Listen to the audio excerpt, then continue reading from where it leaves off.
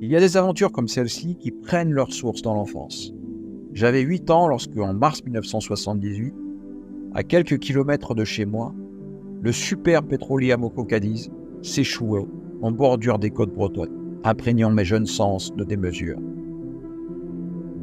À l'issue d'une discussion avec des plongeurs de Marseille, j'apprends que l'Amoco Cadiz avait un petit frère jumeau, l'Amoco Milford Haven.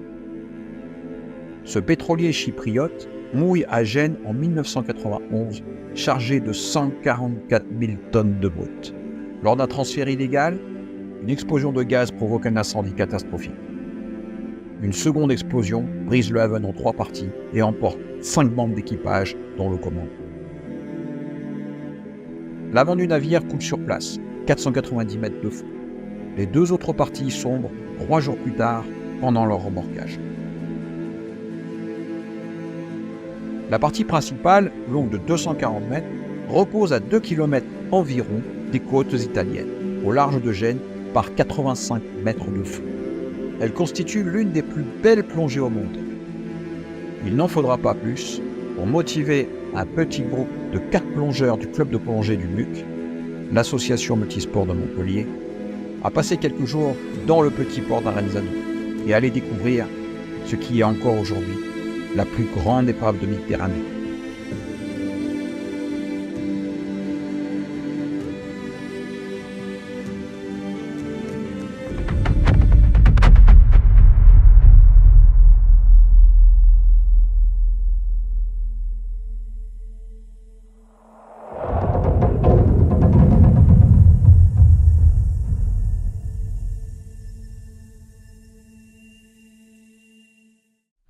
Qu'est-ce que tu fais, Michel?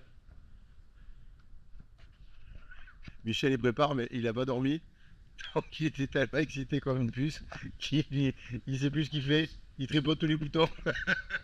Allez, Thierry a raison, j'ai pas fermé l'œil de la nuit, mais je suis en forme et c'est pas ça qui va me gâcher cette première journée.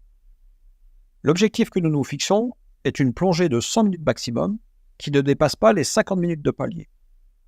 L'idée est de descendre directement voir le trou de l'explosion à 74 mètres, faire une pénétration simple en vue de la sortie, puis remonter tranquillement sur le pont à 50 mètres.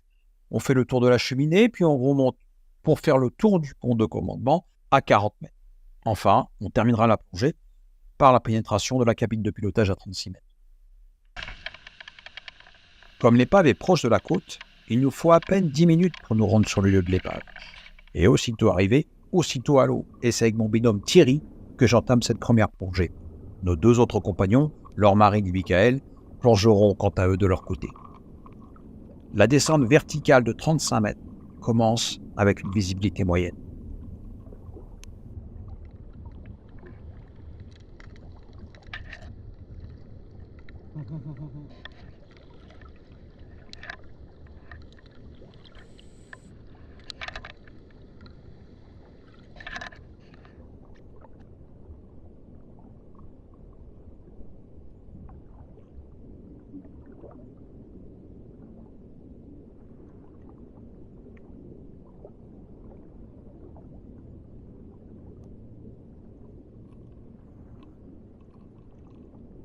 Ça y est, l'épave se dévoile enfin dans tout son gigantisme.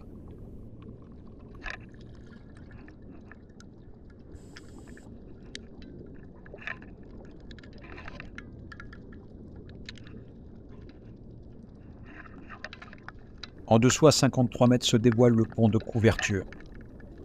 Il nous faudra à nouveau passer sous garde-corps pour poursuivre la descente 20 mètres plus bas pour rejoindre le trou de l'explosion.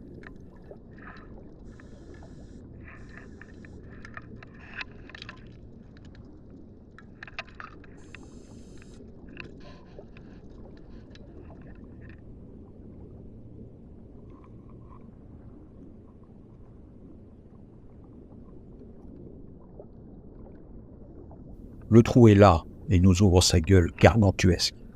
Un gouffre si noir que malgré nos lampes, il nous est difficile d'y voir.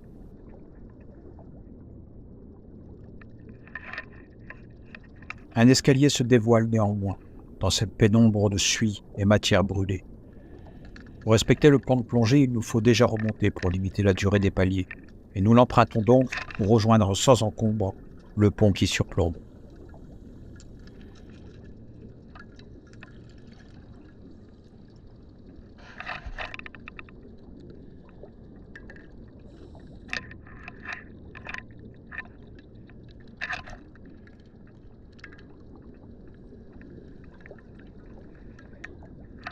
Après avoir contourné l'immense cheminée, nous reprenons la direction du château, où nos copains s'y promènent toujours.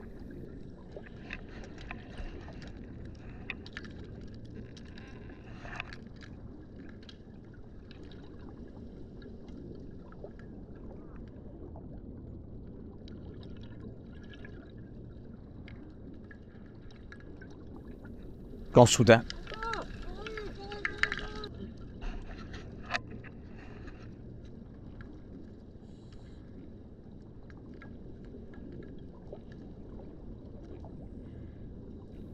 avec une majesté incontestable, c'est un magnifique poisson-lune, le Mola Mola, qui vient à notre rencontre. Le moment est si rare, si saisissant, qu'il nous paraît totalement hors du temps.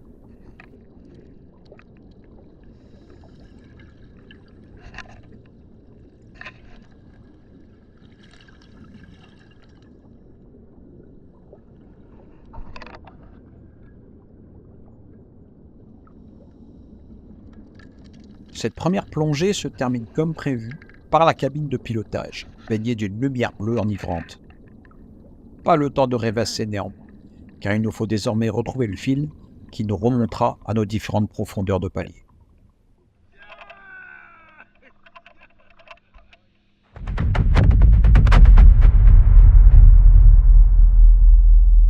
Pour cette seconde plongée, le plan est de descendre directement à 65 mètres, entre le château et la cheminée, dans la salle machine, là où se trouvent les soupapes, les culbuteurs et les autres composants du système de distribution. On rentrera par l'accès du pont de couverture qui se trouve ici. On se laissera tomber jusqu'aux culbuteurs qui sont au total au nombre de 12, mais on évoluera uniquement dans cette première partie car cela demande un peu trop d'engagement de pénétration pour aller dans les autres pièces. On remontera par là d'où on est venu et on ira explorer le pont des officiers à 46 mètres, puis le pont directeur des machines à 43 mètres. Nous décidons de paramètres similaires à la veille, soit 100 minutes de plongée et 50 minutes maximum de palier. Cette fois-ci, la palanquée sera de 3, puisque Michael nous rejoint avec son recycleur français, le Triton.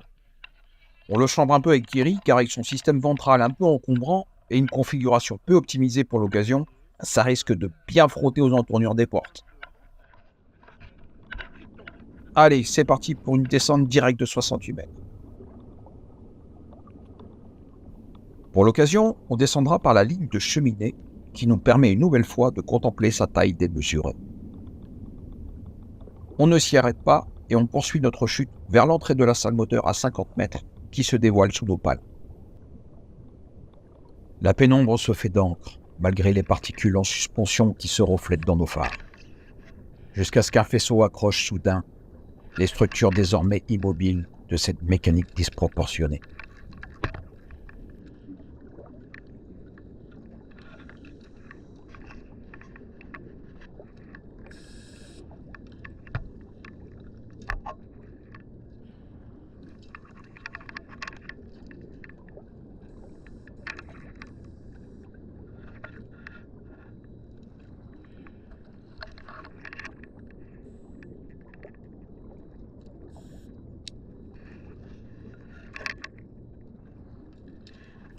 Cylindres, pistons, bielles, vilebrequins, culasses, pompes, injecteurs s'enchevêtrent en désordre et semblent se dévoiler sans fin.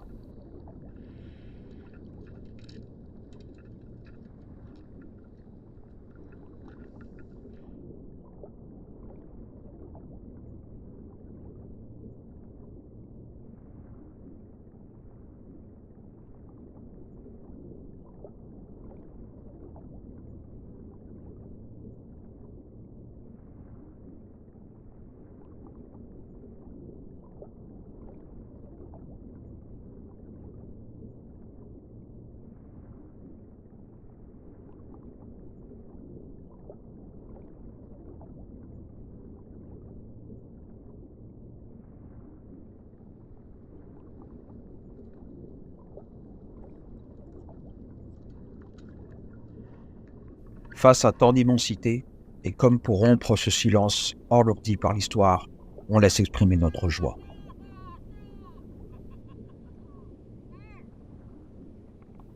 Mais il est désormais le temps de remonter pour suivre notre plan de plongée. Chaque minute passée à cette profondeur sera multipliée par 5 lors des paliers, pour désaturer l'azote et l'hélium qui chargent insidieusement notre corps.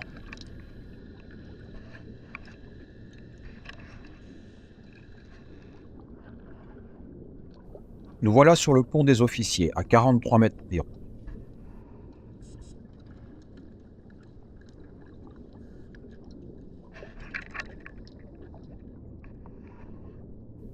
On pénètre une nouvelle fois ces dédales de tunnels étroits et pièces sombres, bien que la lumière à cet étage commence à recouvrer sa couleur verte, puis ce sera autour du jaune à l'étage supérieur.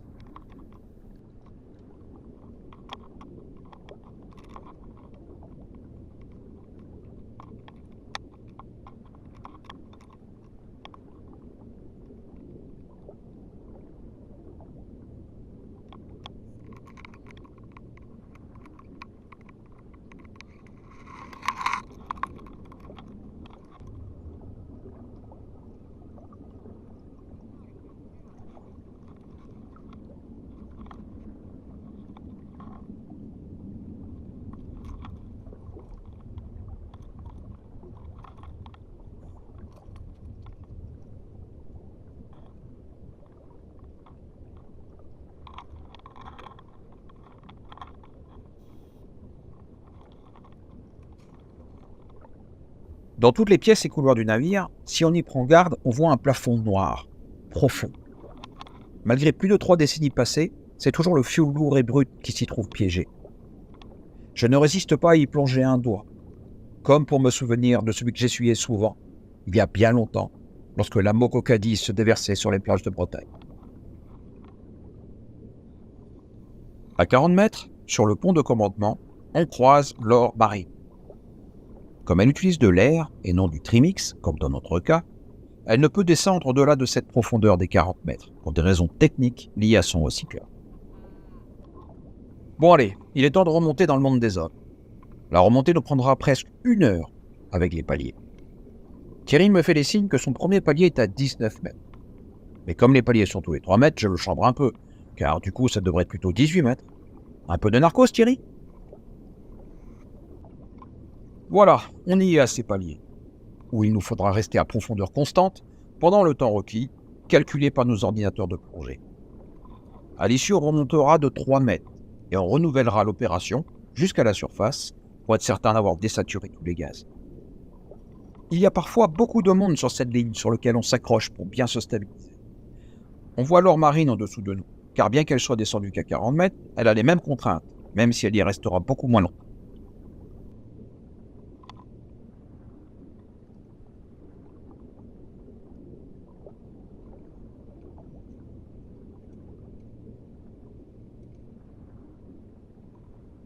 Allez, ça y est, le dernier palier à 6 mètres, le plus long de tous, est terminé et on va pouvoir regagner doucement la surface.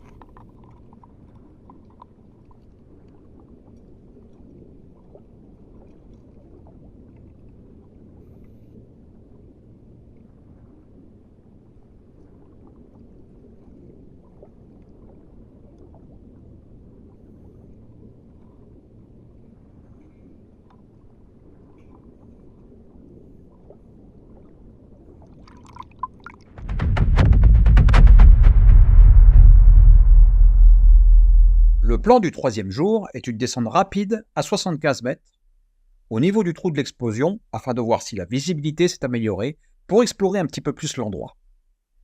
Si ce n'est pas le cas, et au final c'est ce que nous ferons, le plan est d'avancer rapidement jusqu'au haut du Safran pour contempler l'hélice quelques mètres plus bas. Pour respecter les 50 minutes de palier, il faudra vite remonter de quelques dizaines de mètres et nous voulons le faire en remontant la poupe pour aller explorer le pont arrière qui s'est affaissé à de nombreux endroits. Pour finir, je veux ramener la palanquée au niveau du pont directeur des machines pour montrer à mes coéquipiers le mazout au plafond qu'ils ont manqué la veille. L'équipe reste la même, avec mon binôme habituel Thierry et Michael qui a amélioré un petit peu sa configuration. L'ambiance est bonne sur le bateau et franchement, la sympathie des personnels de Tech Dive, le club local qui nous accueille, est tout à fait exceptionnelle. Max, il est là. Le pilot.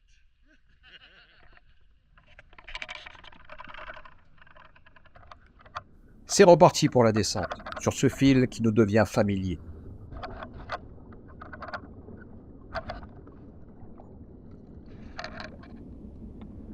On se laisse glisser et attraper par le bleu, l'œil dirigé vers le fond à l'affût de la silhouette du géant. Jusqu'à 55 mètres, la visibilité est excellente. On poursuit la descente jusqu'au trou de l'explosion. À 75 mètres, la visibilité étant devenue moyenne, je décide du plan B, de diriger la palanquée vers le safran. Bien que l'eau chargée ne nous permette pas de voir grand-chose, on devine les formes du safran et des pales de l'hélice, et cela suffit amplement à notre bonheur à tous trois.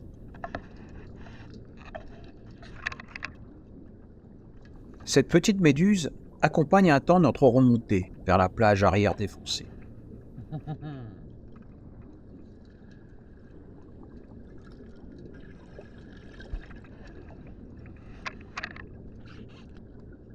De grands filets de pêche sont venus s'accrocher et se perdre, tirant de grands rideaux pudiques sur cette eau qui se disloque.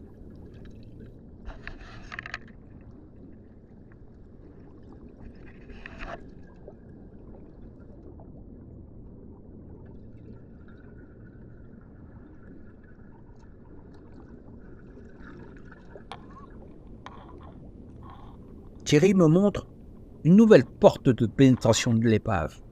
Ce qu'il ne sait pas encore, c'est que c'est celle que nous utiliserons demain pour une plongée engagée hors norme qui marquera nos mémoires pour toujours. En attendant, je rentre à nouveau dans les cabines des officiers pour remontrer à Thierry et à Michael le pétrole brut qui baigne les plafonds.